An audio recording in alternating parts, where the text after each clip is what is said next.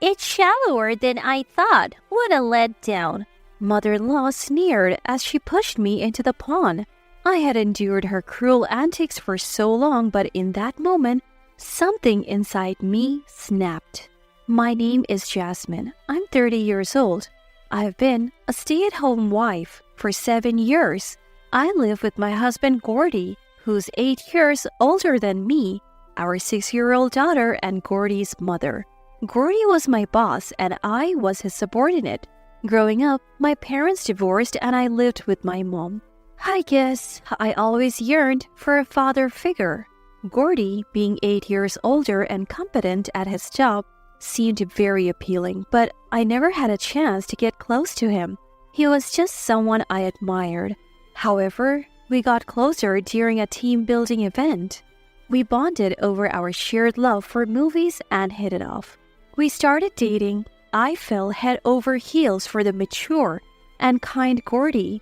Then, about 6 months into our relationship, I found out I was pregnant. We hadn't discussed marriage yet, so I was more shocked than happy. I was anxious about how Gordy would react, but I couldn't keep it a secret forever. I mastered the courage and told Gordy.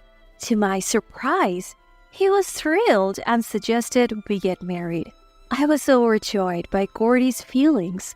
When I told my mom, she was a bit surprised but happy for me. After her divorce, my mom raised me as a single mother. The reason for their divorce was my father's affair.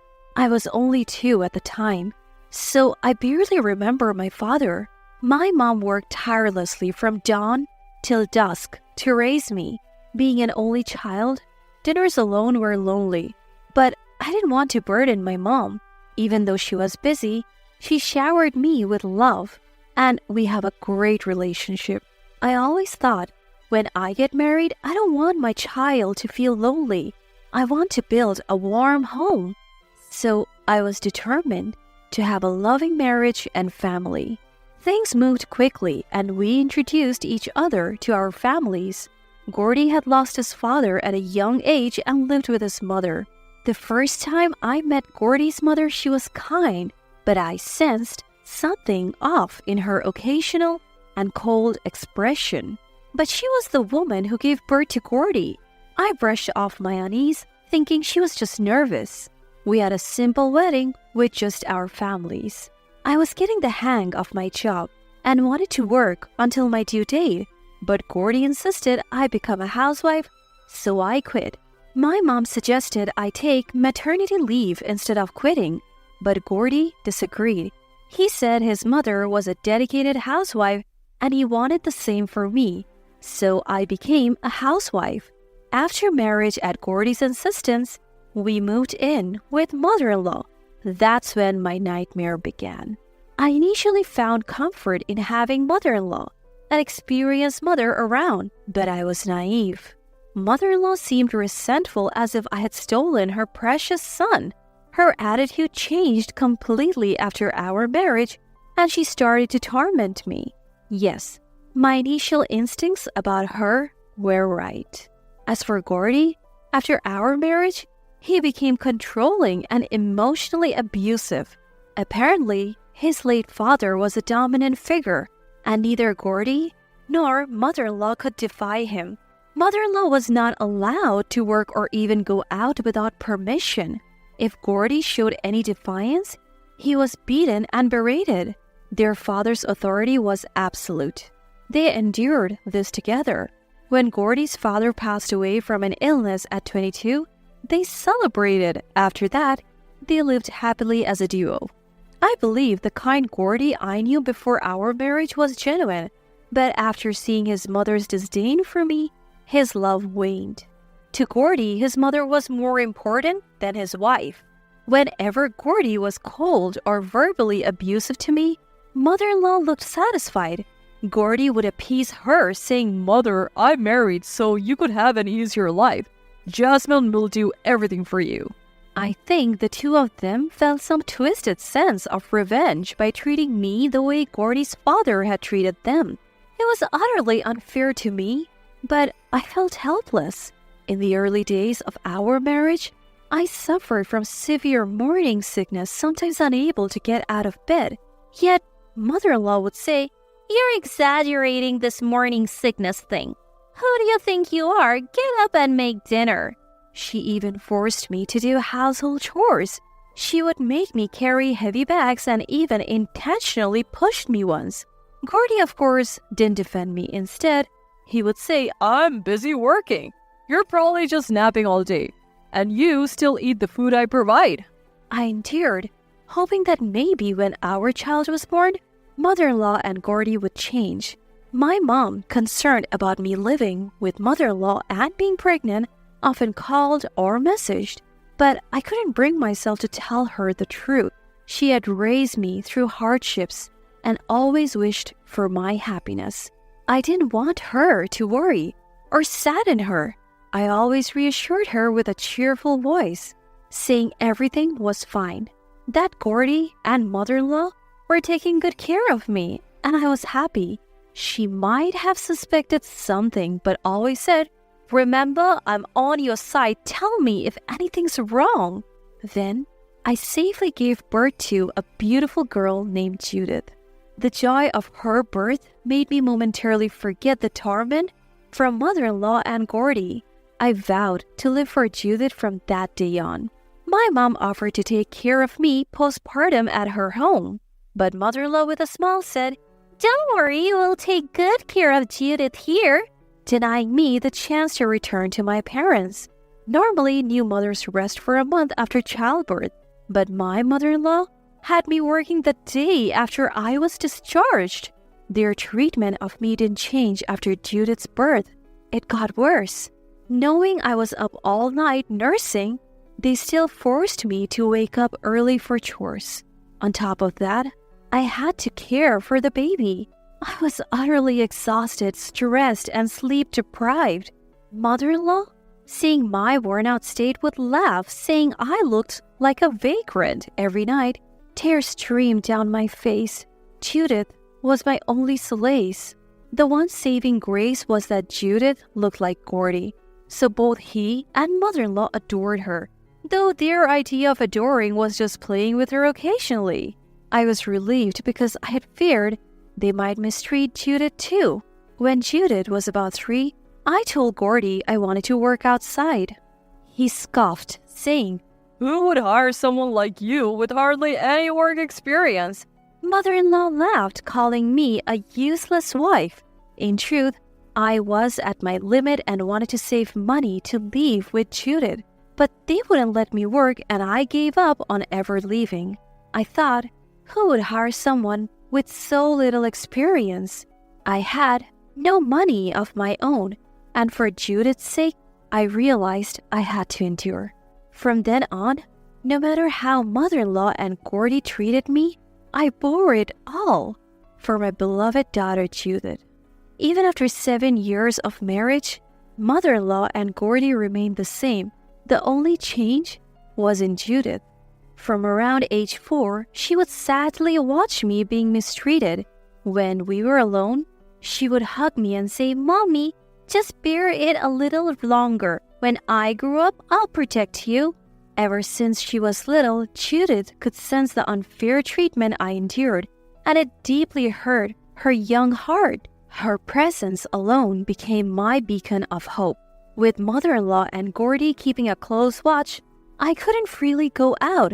Even on the rare occasions I went shopping, mother-in-law would accompany me. However, once Judith started attending elementary school, I got the chance to step outside with just her during drop-offs and pickups.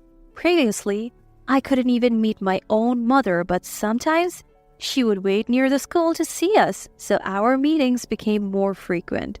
Whenever we met, my mom would ask, "Are you okay?" I couldn't tell her the truth about my situation, so I always reply, "I have Judith, I'm happy." I had also told Judith to keep our real situation a secret from my mom. Then one day, Judith expressed a desire to visit a community park a bit far from our home. She had heard from friends about a pond there with a family of turtles and was eager to see them. Gordy, being the doting father, If Judith wants to go, I'll take her anywhere. So it was decided that we would visit the park on his next day off. Of course, mother-in-law would come along. The day of our trip to the community park arrived. I woke up at 5 a.m. to prepare sandwiches for the entire family. Making sandwiches took time since Gordy and mother-in-law had big appetites. While I was busy with preparations, the two of them were leisurely playing on their phones. Upon reaching the community park, it was evident that it was a popular spot bustling with families. We quickly headed to the pond to see the turtles. And sure enough, there was a cute family of turtles. Judith was ecstatic, exclaiming, "So cute!" I smiled, watching her joy. Suddenly, someone forcefully pushed me from behind and I fell into the pond. I had a traumatic experience of nearly drowning in the ocean as a child, so I was terrified of water and couldn't swim. Mother-in-law knew this because I had shared the story before. Thrown into the pond, panic overtook me as I flailed around. Judith cried out, "Mommy!" Mother-in-law remarked, "Falling into a pond? What a foolish daughter-in-law," and laughed without trying to help. Gordy, laughing, took photos of me in the pond. Seeing their reactions, something inside me snapped. Fortunately, the pond wasn't too deep, and I managed to stand.